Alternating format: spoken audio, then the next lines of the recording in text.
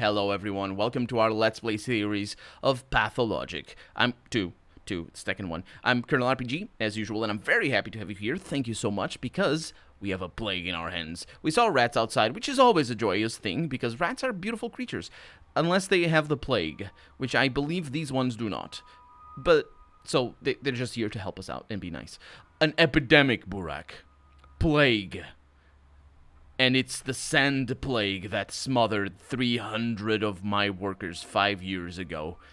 Then it's serious. Very serious, my boy. Your father saved us back then. But now I need you at hand. Do I make myself clear? What epidemic? Sand plague. Sand pest. As we called it back then. Lethal. Everyone who got sick died. No survivors. And contagious, Burak. Very much so. No survivors? You said it only killed 300 of your people, so you survived. Maybe no survivors for those who got infected. Yeah. Well, you didn't have the schmouters, so... How do you know it's the same thing? Oh, it's of no concern to you, Burak. Everything important that could be done, I've done already. There will be a fund, with a capital F. There will be a headquarters, intrigues, sleepless nights... I have plenty of those already. Everyone here thinks they're crucial to defeating the outbreak, but they're scared, mistaken. What can they tell you? I'm a doctor. I need the full picture. So you have time on your hands? Then go to each of them. Talk to 1, 2, 3 people. Fill your head with minutia. While time is running out. Your time. 7 empty conversations. You don't need them. I can tell you all you need to know. Fair enough. I'm not big on chatter. I am big on chatter. That's sort of the point of the game. What do I need to know? We have 4 doctors. Well, 3, you excluded. They'll work on the epidemic. The headquarters will be here. All your actions, I mean, their actions, yeah, will be accounted for and rewarded by the anti-epidemic fund. Oh, so I am not eligible for this fund. That's bad, because I will have actions too. I like incentivizing entrepreneurship. If you work well, you are paid well. That's just, you like incentivizing work. It's not necessarily entrepreneurship. So rest assured they won't sit on their hands. Unless they don't care for money, which they probably shouldn't, considering everybody's dying. I care for money though, because I'm a video game player. Me excluded, why? I have my own plans for you.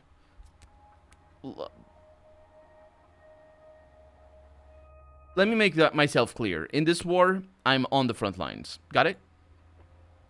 The game got saved there, but I don't know if it was... If you look closely enough, any arc is made of a series of straight lines.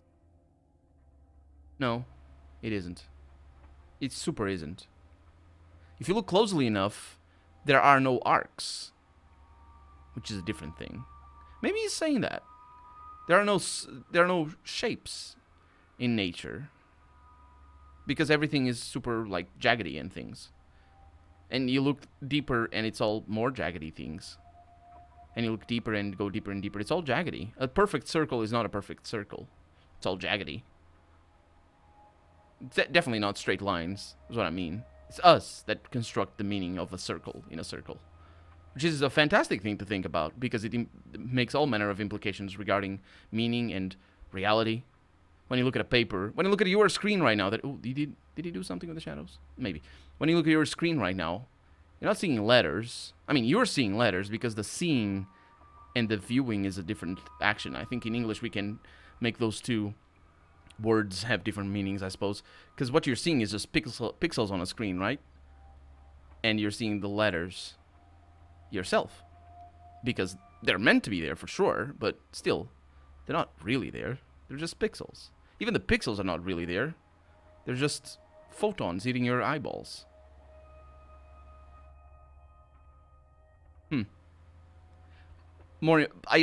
There's one line that I found after the fact, after I started thinking about this many years ago, and just sort of started shaping my own understanding and opinions about all the things. There's one saying that I found, specifically in regards to computers, that I don't know why I go on rambles. I go on rambles. That's my alignment, chaotic ramble. But yeah, there's one word or one saying that I find fascinating. The hardware is there, and software is only an illusion. And I found this, and I'm paraphrasing because I'm pretty sure it's not exactly like this, but the meaning is this, what I just said. And I found this when I was looking specifically. I was talking about, like, my dad is, well, my dad, so it's a dad, so there you go. But he didn't have the distinction. Well, he couldn't understand the distinction between hardware and software, which for non-native English speakers can be difficult to understand because we don't have the word hardware in any other context. We don't say hardware for, like, heavy machinery, which is hardware, or hardware in general.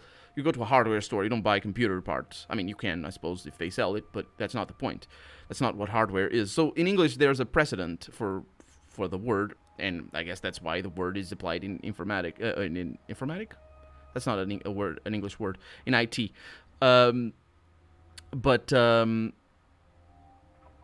it's complicated for non-native speakers to think, non-native English speakers to see that. And my dad was having trouble, and I just said, hardware is everything that exists, that is there, that you can touch. Software you can't touch. And he was having super troubles with that because my dad is my dad. So there you go. But he was having a lot of trouble with that and think, well, if you can't touch it, it doesn't exist. And he was reaching that conclusion by himself, which is the correct conclusion, in the sense that it's all constructed.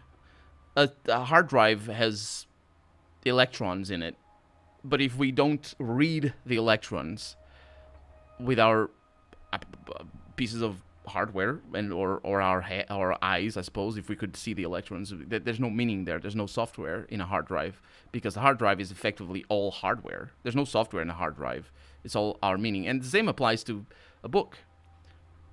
The text isn't. You can't touch the text.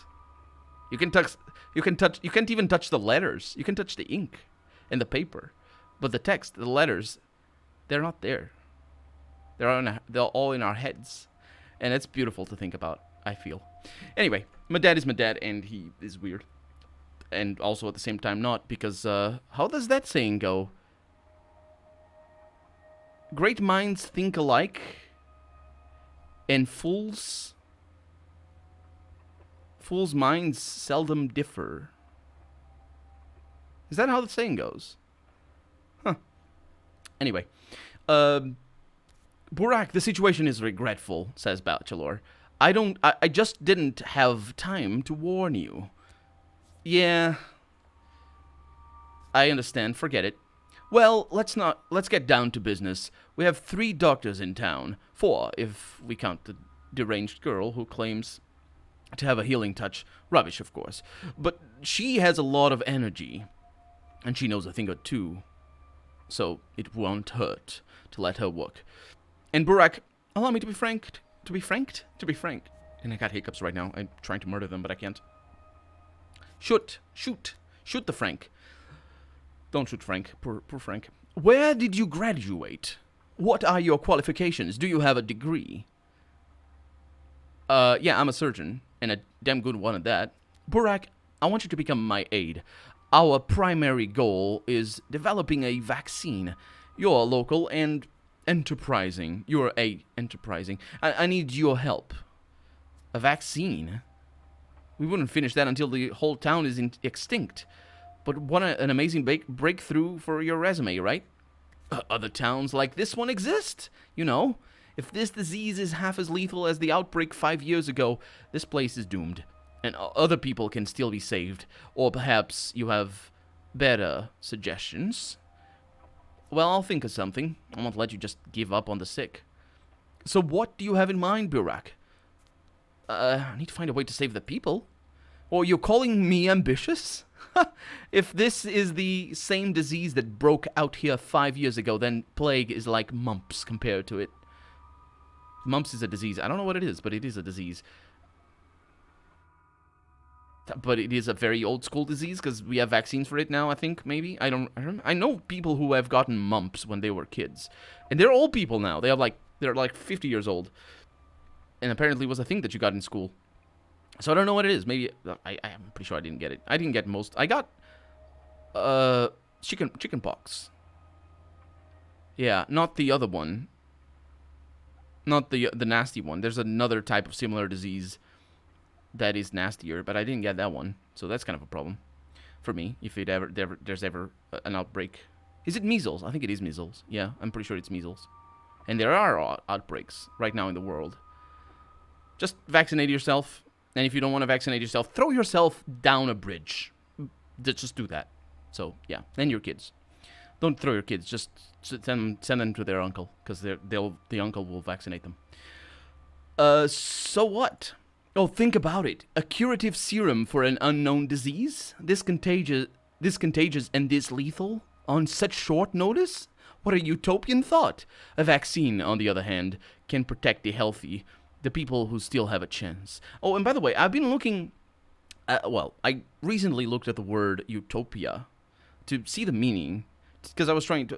I grew up thinking that utopia was something that necessarily couldn't be reached. And there's a lot of, popular knowledge that is shared throughout many countries. And so I don't know if it's the same in Russia. The popular understanding of the word utopia. Especially because the word was, what's the word for it? It was appropriated, I believe is the word. Yeah, I think it is the word. Is it appropriate? Co-opted. Right, co-opted is the term. It was co-opted by left-wing politics to denote the objective of the utopia, I guess. And I think this game, actually, now that I think about it, Pathologic 1 used the word utopians to defend... political agents, or to denote, that's the word that I want to use, to denote political agents, I think? Or am I mixing that up with Atom RPG that I'm also playing at the same time? Maybe, I don't know. Anyway, it has been co-opted by the Soviet regime, I think, but generally, that's just the by left-thinking politicians, I suppose.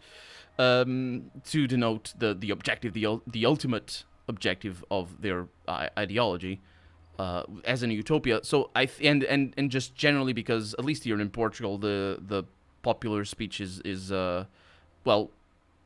we had a fascist regime up until 1974, so there's a lot of influence there in regards to the criticism of left-wing politics because that was the general political situation here up until 1974. The criticism of it. So that's probably where it's rooted, in thinking that it's definitely not achievable, because that's the criticism. But utopia, and that's where I was saying, it doesn't actually, I was saying that I looked into it a couple of weeks ago, into the word itself. Utopia doesn't describe something inachievable.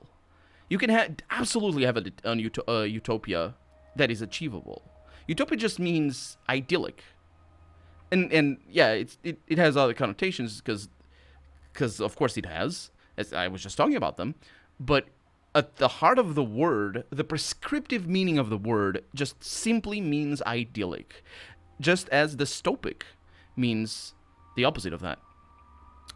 Although I'm not coming up with a synonym right now. And dystopic can absolutely be achieved, as I'm sure we are well aware. In fiction, it's a lot more used because it's just more relatable. We can definitely see, and also because it creates strife, which is good for narrative. Just generally speaking, strife is always a thing. Anyway, the thing is, dystopia, we can think of it like we have popular fiction genres that are based on dystopia, a post-apocalypse, or what's Shadowrun for? Cyberpunk. Although cyberpunk can have utopias as well. It depends on what you're doing, but it's usually very dystopic because it's also a criticism in and of itself of well, it's the other way around. It's of right-wing libertarianism, I suppose. Cyberpunk is maybe not the root so much, though. I need to read into that. Anyway, what I mean is, utopia, a utopian thought. You're not criticizing my thought. You're just saying, oh well, that's a good thought, isn't it? You're actually doing the opposite, a little bit, not really. I suppose the implications there kind of kick in, and me assuming that he has the common sense interpretation of what utopia means. I say common sense, but I mean just more popular thought influenced understanding of what utopia means. Anyway, rambles. A vaccine, he says, on the other hand, can protect the healthy, the people who still have a chance. Yeah, so he wants a vaccine, I want a cure, and that's going to be our strife, speaking of strife. Yeah, I'd rather take care of those who already are suffering. I'm very glad that this is the first option, because I am choosing the first options now, just in case, because they get very upset when I say innocuous things on the second option. I will make the vaccine, he says, but I can't do it without you. All you need to do is be at hand and do as I say. I will take full responsibility for the situation. Sure, perhaps I'll drop by if I have the time. That's actually going to be very important. Our big city guest is a little too fast on the draw, isn't he? Now this is humiliating. Father purposefully charges me with tasks that present our family in the ugliest possible light. Supplying the fund with adequate food and medicine is clearly impossible. My efforts here are futile. Why? Going door to door and seizing people's stockpiles and medicine and food. Insanity. They won't hand it over, of course. They barely have anything left. Well, they will if you ask right. No one knows why the train is almost a month late. We have maintained regular shipments of meat and skins. So where's our pay? Where's the regular supply train? We're on the brink of starvation. There are no stocks left, which means everyone's on their own now, and I will have to kneel in front of my father and take responsibility for this fiasco. You're a smart man. You'll find a way. Interesting, we're being presented with... Barley the barber's leading the gang. You shut up, Paul. Some barber. We have heard of this barber before, but I haven't dealt with him, which is sort of nasty. I will drink... Maybe it's gonna be like a thing. I will drink the thing that allows me to hear the town. I don't know exactly what's gonna happen, but I will as we leave here. But yeah, as I was saying, we're basically being presented with everybody's problems right now, which is good, because this is giving us a concise understanding of things, which is a lot harder to do if you're just going from door to door and talking to people. The 3 ruling families will recruit volunteers to observe order. The dangerous districts will be cordoned off. Entry or exit will not be possible. Any crime against health or property will be punished immediately. What does that mean for me? You're a doctor, so you have privilege. Unlike others, you are allowed entry and, more importantly, exit from infected areas. We rely on your... Or not more importantly, more relevantly, I suppose. Well, I suppose that makes it important. We rely on your responsibility. If you discover you're infected, you won't attempt to conceal or spread it, correct? Yes, I won't. No lovers as sweet as the silence of sleep. Hello, darkness, my old... No. This is Katerina. We haven't seen her yet. She's Saburov's wife. Alexander Saburov. I had forgotten his name. If it's the same sickness, all measures are pointless. Wishful thinking, delusional actions. For it is clear what we're dealing with. Fire from heaven, the great flood. No one shall be spared, save for the 10 righteous men. I don't know what book you're reading, ma'am. She has visions, though, so maybe this man means things? Specifically men, though, that's weird. You have a fever, you're delirious. She does have a fever. She's sick, I think. But we need to fight. That's what makes life meaningful, whatever's left of it. Forget the plague. You can't affect it. Think of yourself, not of the disease. Search your soul. Are you a righteous man? Or are you one of the cattle for the slaughter? Whom will it kill, and whom will it spare? And why? This is the curious question which must be answered by me, doctor, not you. Yeah, that much is clear. And we were introduced to her, Katerina Saburova. Right.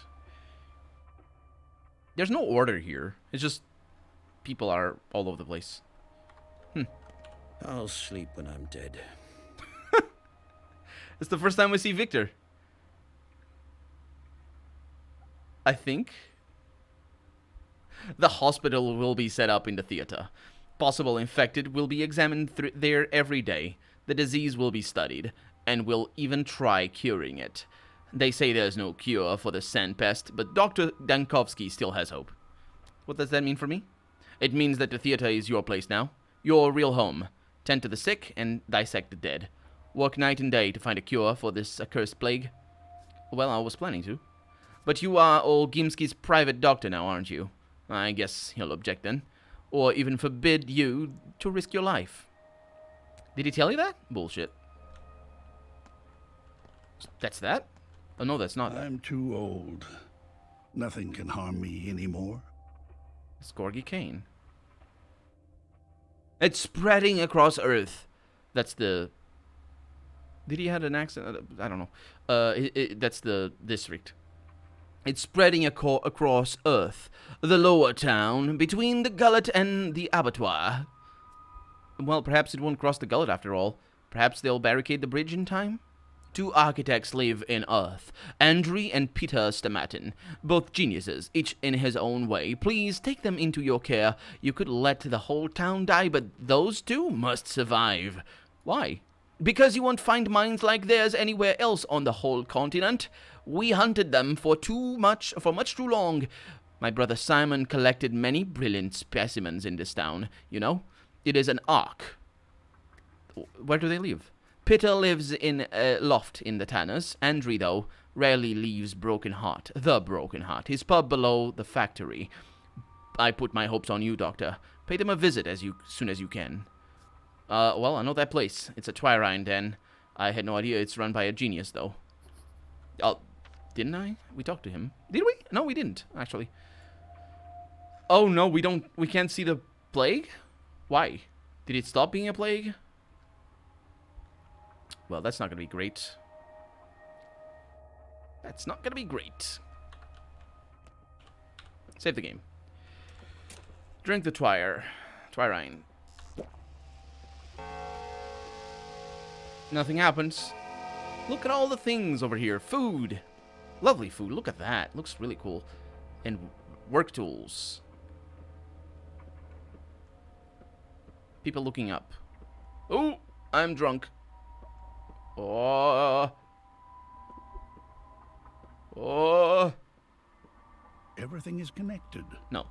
Woven together, it forms a pattern in the great design. You see the patterns. A human weaver who makes new connections. That's a different thing, though. Cannot be ended by death.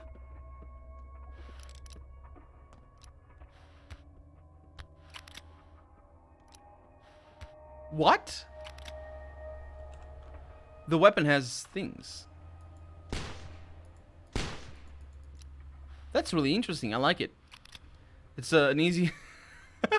I love it, actually. I just thought of how the first game is. The first game you just shoot at air and nothing happens. It just basically goes right through them.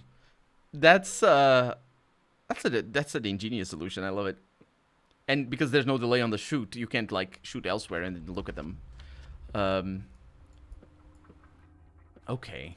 So we need to go over there. We can go to the Trammel first and base there and work with that for our operation, I would think. The hospital being set up is also pretty important. And also the fact that we couldn't hear the town is also pretty important. Because that means we are mostly good. Let's go.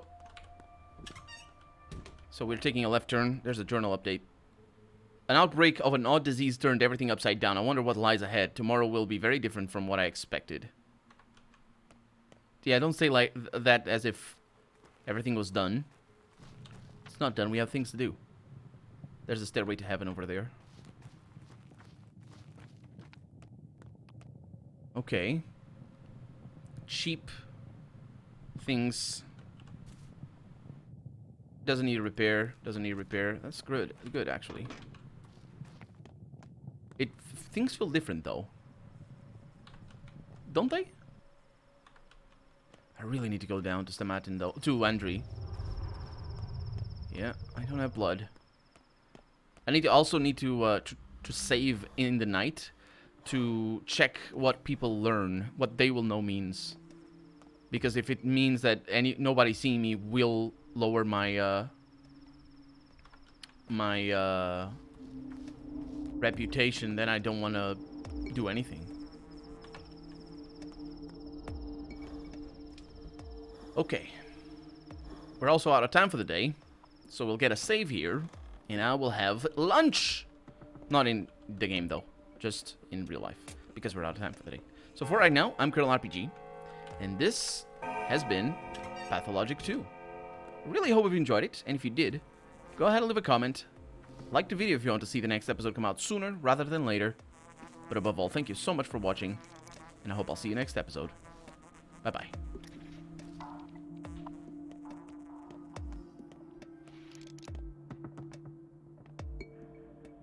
Oh, she doesn't run. That's great. That's much better than in the first game.